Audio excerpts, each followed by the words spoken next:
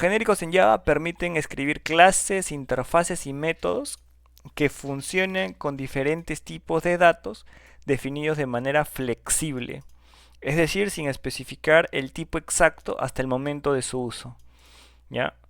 ¿Qué son los parámetros de tipo? Los parámetros de tipo van a representar un tipo genérico y se define con el operador de diamante, este de acá, en el nombre de la clase, interfaz o método. Por ejemplo, yo tengo una clase pública, caja. Esta caja va a contener algún tipo de genérico, ¿ok? Así se coloca un tipo de genérico. Por ejemplo, tengo una variable genérica que es contenido. Luego tengo los getters y setters, ¿no? Set contenido, que es de tipo T. Este T puede ser reemplazado por un string, un integer, un float o lo que sea, ¿no? Cualquier objeto de Java. Entonces, definir una clase genérica nos permite a nosotros crear clases que puedan ser reutilizables con cualquier tipo. ¿Ya? Vamos a ir a la práctica. ¿Ya? Entonces vamos a crear aquí nomás, aquí mismo, una clase llamada box. ¿Ya? Vamos a copiar todo el contenido. Ya, control L y los acomoda solito. Ya, entonces, ahora vamos al main, por ejemplo. ¿Se acuerdan cuando ustedes utilizan una lista y en la lista colocan el tipo de dato que va a almacenar esa lista? Por ejemplo, elements y coloco new array list, ¿no? Y luego agrego sobre esa lista elementos de tipo string. First element. Las listas utilizan genéricos, ¿no? Utilizan genéricos, solo que no lo sabían. Algo muy similar ocurre aquí. Tenemos box. ¿Qué le pasamos? Por ejemplo, string y my box, por ejemplo, ¿no? Mi caja. Y colocamos una caja. ¿Okay? Entonces a my box, este punto set. ¿Y aquí qué le puedo pasar? ¿Le puedo pasar un número? ¿Le puedo pasar un número? Un string, ¿no? Este es el contenido. Y si yo hago mybox.getContent, ¿a qué tipo de variable lo tengo que asignar? ¿A un booleano? Un string, No, un string, sería String, ¿no? un string. Entonces, así funcionan los genéricos. Los genéricos permiten representar de forma genérica un tipo de dato que no va a ser especificado hasta el momento en que lo utilizamos. ¿Ya? Esto mismo yo lo puedo realizar con float, ¿no?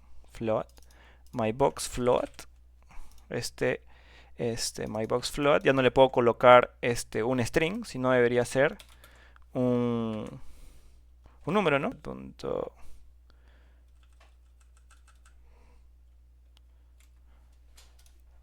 Y luego esto lo tengo que result float, mybox float. Esto es muy útil cuando nosotros queremos construir clases reutilizables. Aplicaciones comunes. ¿Dónde vamos a encontrar aplicaciones donde utilicemos genéricos? En las clases genéricas, como la que acabamos de ver hace ratito. Aquí se crea un stack. ¿Qué es un stack? Es una pila. El último que se coloca sobre la pila es el primero en salir. Vamos a hacer un stack. Entonces me llevo el stack. Stack.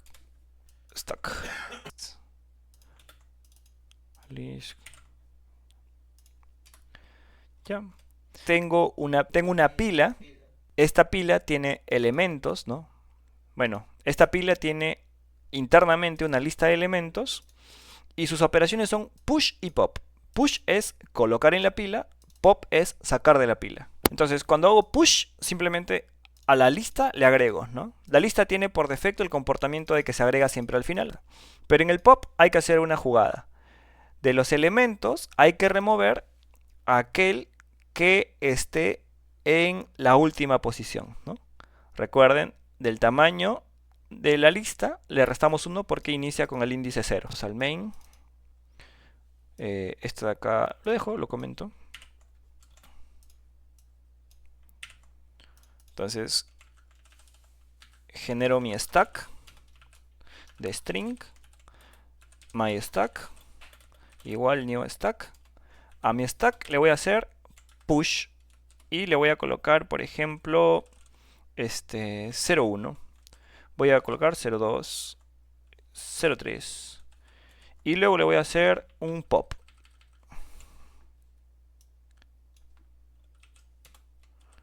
Ya, luego voy a pintar ¿me deja pintar algo esto? Elements es private, es decir, necesito un public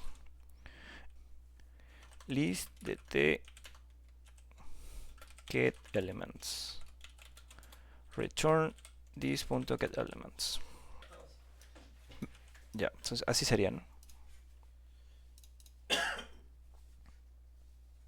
Ya está perfecto. Si hago pop, ¿a cuál quito? Al 1. Al 3, ¿no? 3, perdón.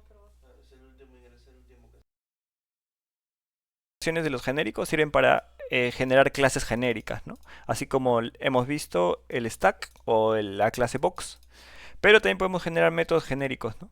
Colocar generic utils, utilitario de genéricos. Y voy a generar lo siguiente. Voy a generar un método público estático que va a tener en alguna parte de su contenido una variable genérica t, ¿no? Entonces yo voy a pintar el arreglo cuyo tipo es genérico. Para cada elemento genérico del array yo voy a pintar el elemento. Entonces aquí lo que hay que hacer es llamar a generic_utils.printArray y aquí tenemos que pasarle un array, ¿no? String array de valor, okay, y lo pinto. Y esto funcionaría también. La idea es que sea genérico, ¿no? Entonces yo podría colocar que sea integer, ¿no? Entonces array integer va a ser el array integer. ¿Y por qué me acepta array integer y array si uno es integer y el otro es string? Porque el método está construido para que sea de tipo genérico, es decir, automáticamente interpreta que si lo que me llega a mí es un integer, entonces voy a pintar enteros. Si me llega string, voy a pintar strings, ¿no?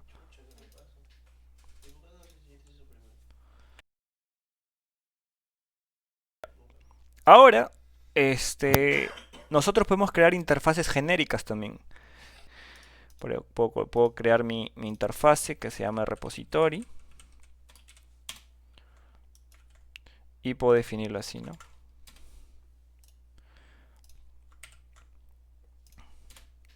Entonces, yo puedo definir más de un genérico, ¿no? Aquí puedo colocar R, ¿no? Todos los que yo necesite para completar mi lógica. Pero a medida que nosotros vamos agregando nuevos parámetros genéricos, obviamente esto se va volviendo más complejo. ¿Cuál es la idea de tener una interfaz?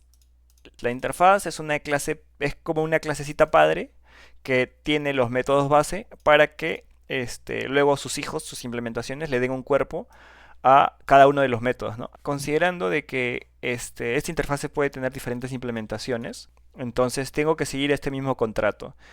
Yo sé que tengo que guardar un tipo de entidad, por ejemplo un Pokémon, ¿no? Sé que lo tengo que guardar.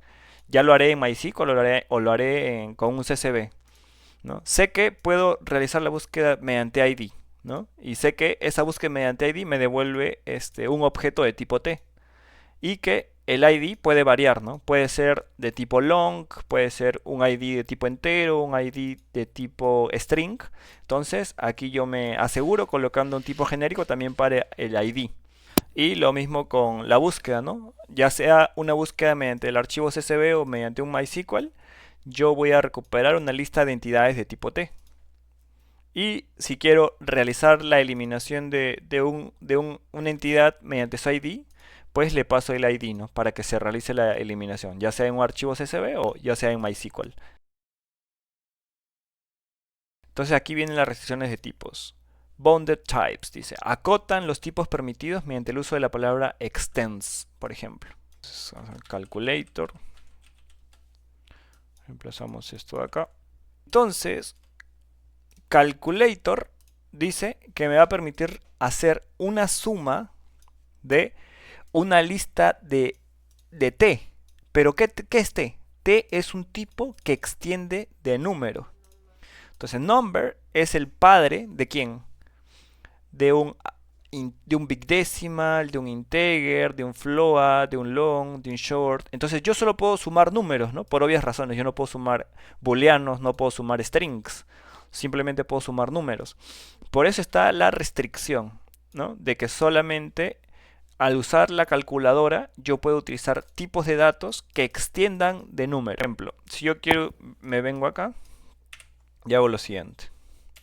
Calculator de tipo integer, ¿no? Calculator igual new calculator, ¿de acuerdo? Calculator.sum array asList y aquí coloco, por ejemplo, 1, 2, 3, ¿no? Ok, y esto que me devuelve un double, es decir, puedo pintarlo.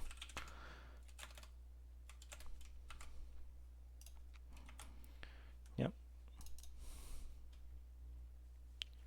Ok, y la respuesta es un 6, ¿no? Es la suma de esos tres números. Pero ¿qué sucede si yo aquí, en lugar de colocar integer, coloco un booleano? ¿Será correcto?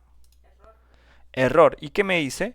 Me dice que el tipo de parámetro booleano no está dentro del contexto. Debería extender de lang number. Booleano por ningún lado dice que extiende de number, con lo cual yo debería cambiar a un tipo de número, por ejemplo, double, por ejemplo, ¿no? Y aquí en double creo que va así, sí, sí.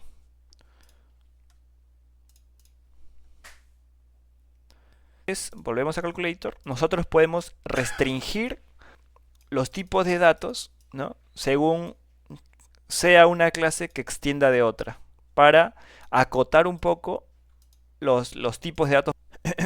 Luego tenemos los wildcards. Representan un tipo desconocido. Es similar, ¿ya? Por ejemplo, el wildcard o el signo de interrogación que extiende de t permite cualquier tipo que sea una subclase. Es más que todo para los métodos. Me voy a generic utils. Escribo un método. Import class list. Por ejemplo. Es casi lo mismo. Generic utils. Generic utils public void process. Public static void process.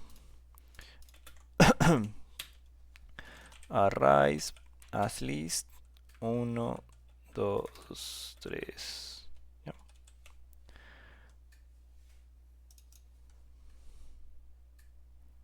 ¿Ya? Entonces, ¿por qué funciona esto? Estoy pasándole un tipo de dato que extiende de number. ¿Ya? Esto yo lo puedo sacar mejor para que sea más visual. Una lista de integer sea numbers igual esto de acá. ¿Ya? Entonces me lo acepta. Y también me aceptaría si fuera así que utilizamos long. ¿Ya? Entonces long extiende de number también. Y funciona perfecto. ¿Por qué funciona perfecto? Porque es cualquier tipo desconocido que extiende de number. Como conclusión final, hay que evitar el uso excesivo de genéricos que compliquen la legibilidad del código. Es decir, esta clase de hoy les sirve a ustedes para entender que existen los genéricos, pero no hay que abusar de ellos. Lo vamos a requerir cuando utilicemos la solución que otros han creado.